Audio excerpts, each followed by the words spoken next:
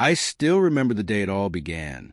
The office lights felt colder than usual, and the whispers around me weren't the friendly chatter I was used to. For years, I had been the one holding this company together, building the system, fixing the problems, and keeping everything running smoothly.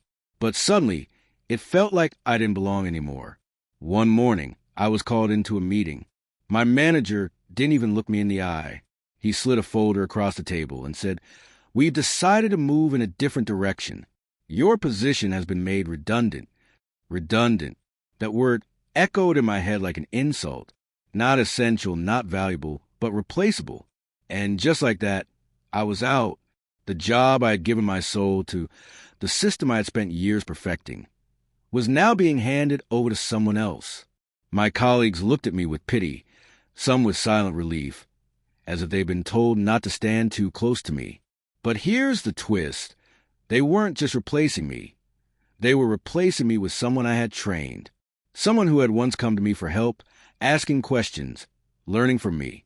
And now, that same person was smiling, sliding into my chair, as if my work had always been theirs. At that moment, I felt anger burn in my chest. But I didn't shout. I didn't fight. I walked out quietly, leaving my ID badge on the table. They thought I was gone. They thought I was finished. But what they didn't know was that every decision they made after that day would slowly tear them apart. Because you can replace a person, but you can't replace the soul and wisdom behind what they built. To truly understand why this betrayal cut so deep, you need to know what came before. I wasn't just an employee. I was the person they always turned to when things broke down. The one who stayed late when deadlines loomed. The one who sacrificed weekends to solve problems no one else even understood. When I joined the company, it was barely surviving. Their systems were outdated, their processes messy, and their staff overwhelmed. But I took it as a challenge. I built a framework from scratch, something efficient, reliable, and unique. And slowly, the company began to thrive. Profits grew, clients trusted us more, and management boasted about our innovative system. But behind all that pride, it was my sleepless nights, my ideas, and my persistence that made it happen. I didn't do it for praise. I believed in loyalty. I believed that if I gave my best, the company would value me, protect me, and reward me. But loyalty is a dangerous thing when it isn't mutual. Because while I was giving everything, some people were watching me with envy. They wanted my position, my influence, my recognition.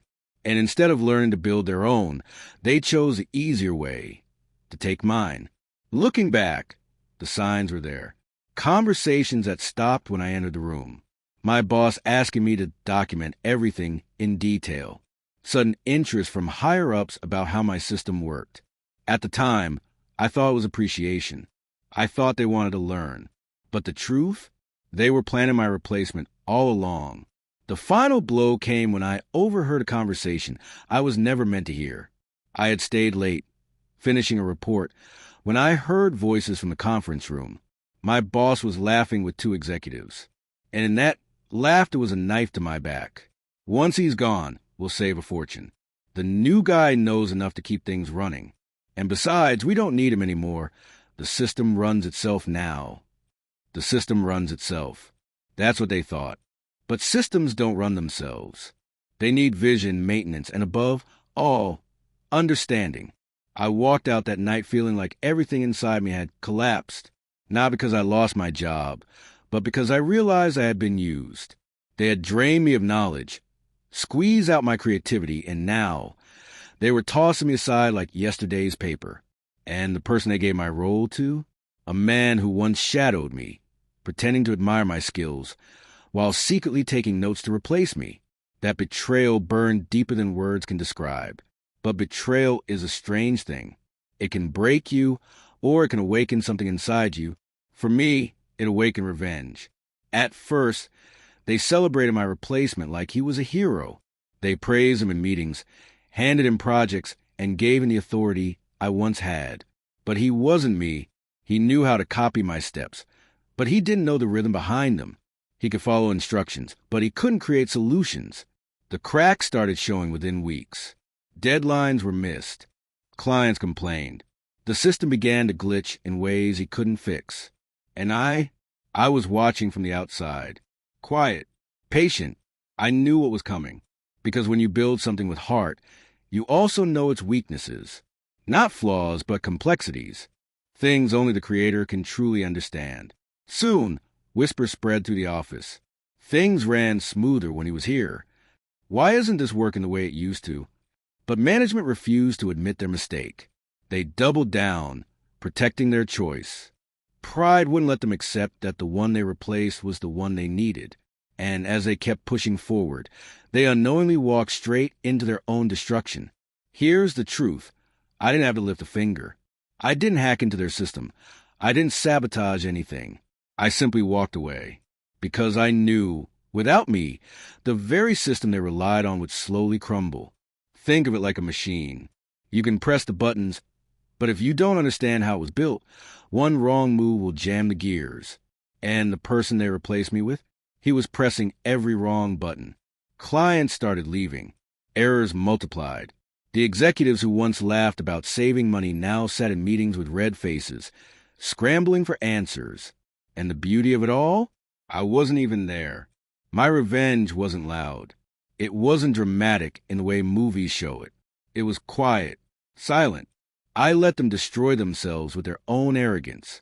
One day I got a call. A desperate voice on the other end, my old boss. We need you back. No one else can fix this. But it was too late. I didn't go back.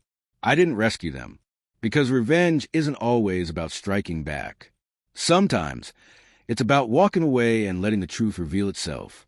The company that once boasted about innovation was now drowning. The same executives who thought they were clever now sat in silence during shareholder meetings, unable to explain the chaos. My replacement, he couldn't handle the pressure.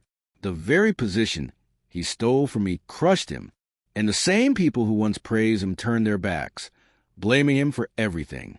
One by one, the walls fell, projects collapsed, clients abandoned them, and the empire they thought they could run without me turned into rubble. And I didn't need to shout. I didn't need to fight. I just watched. There's a certain satisfaction in seeing those who betrayed you face the consequences of their own choices. While they struggled, I moved forward. I started freelancing, then consulting. The same clients who left them began reaching out to me directly. They trusted me, not the company. Slowly, I built my own path, stronger, freer, and with people who value me for who I was, not just what I could give. Looking back, I realized I didn't lose anything that day they replaced me. They did. Because when you betray loyalty, you don't just lose a person. You lose a heart that kept everything alive. Here's what this story taught me. Loyalty is priceless. You can buy skills, you can hire replacements, but you can never replace dedication, passion, or vision. The people who betrayed me thought they won. They thought replacing me would save money, make them stronger, but in the end, they destroyed themselves. And that's the truth about betrayal. Always comes full circle. So if you've ever felt replaceable, remember this. People may take your position, but they can never take your worth. And sometimes, the best revenge isn't what you do to them. It's what happens when you simply let them face the consequences of their own choices.